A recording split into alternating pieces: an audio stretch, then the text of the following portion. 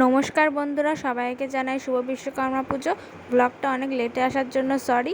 অবশ্যই পুরো ব্লগটা দেখো, ভালো লাগলে লাইক, কমেন্ট, শেয়ার এবং চ্যানেলটা সাবস্ক্রাইব করে দিও। চলো শুরু করা যাক। পুজোর আগের দিন রাত্রে রান্না করতে হয় এবং সেই দিন খেতে হয়। কারোর থাকে নিরামিষ, কারোর থাকে আঁশ। তো আমাদের হচ্ছে আঁশ, মানে মাছ খেতে হয়।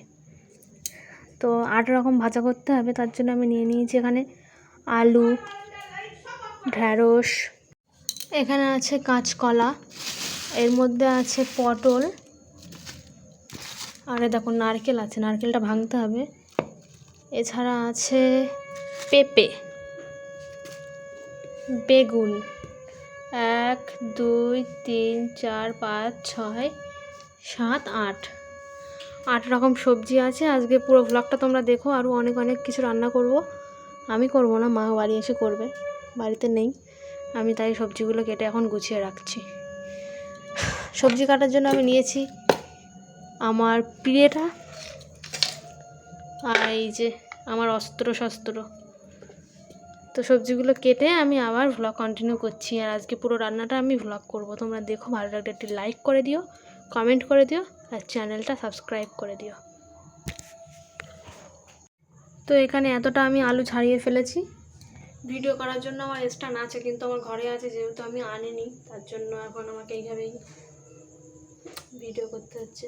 আমি যখন কাজ করছি তখন ভিডিও করতে পারছি না, কিন্তু কিছু কিছু কাজ আমি কমপ্লিট করে ভিডিওটা করব। তো এখানে দেখতেই পাচ্ছ আমি সব কিছু কেটে নিয়েছি। ঢ্যাঁড়স, বেগুন, কলা, আলু, পেঁপে, চাল কুমড়ো ছিল, কাঁকরোল ছিল। এগুলো সব কিছু আমি কেটে এবং ধুয়ে রেখে দিয়েছি। তারপরে আমি ভাজা করতে শুরু করে দিলাম। এদিকে আমার পটল ভাজাটা হয়ে গেছিলো, আর পটল, ঢ্যাঁড়স, কলা, বেগুন আর কাঁকরোল এগুলো হয়ে গেছিলো, আর এগুলো আমি করছিলাম। আর এখানে মাছ ছিল ফ্রিজে, মাছটাকে বরফ ছাড়ানোর জন্য রেখেছিলাম। আর দেখো তখন প্রায় 12টা বেজে গেছে, আমি শুয়ে আছি ঘরে। এই বিড়ালটা এসে একদম পুরো আমার, কি বলবো, দেখো মনে হচ্ছে যেন ওর বাড়ি, ওর খাট, ওরই সব কিছু। তো যাই হোক, সেটাও আমি একটু ভিডিও করে রেখেছিলাম। আর পুরো ব্লগটা আমি করতে পারিনি, তার জন্য আমি খুবই দুঃখিত, কারণ অনেক রাত হয়ে গেছিলো রান্না করতে করতে। পরের দিন আমি একটু দেখিয়েছি যে কী কী রান্না হয়েছিল। আর তাছাড়াও পরের দিন বিশ্বকর্মা পুজো সেহেতু আমাদের টোটোটা পুজো করা হচ্ছিল। আর আমাদের যে নিয়মে আছে, গ্যাস পুজো করতে হয়, মানে উনুন, আমাদের তো উনুন ছিল না, গ্যাসেই করেছি সব কিছু।